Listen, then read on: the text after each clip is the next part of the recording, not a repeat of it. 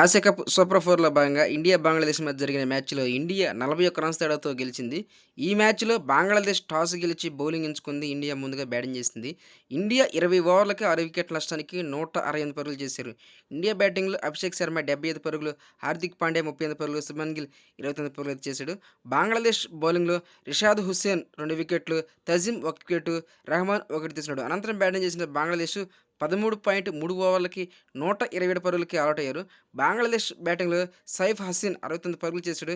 ఇతనొక్కడే highest score. India బౌలింగ్‌లో కుల్దీప్ యాదవ్ 3 వికెట్లు, బుమ్రా 2 వికెట్లు, వరుణ్ చక్రవర్తి 2 వికెట్లు తీస్తున్నాడు. ఈ మ్యాచ్‌లో ఇండియా 41 రన్స్ తేడాతో గెలిచారు. Man of the match Abhishek Sharma అందుకున్నాడు. 75 పరుగులు చేశాడు.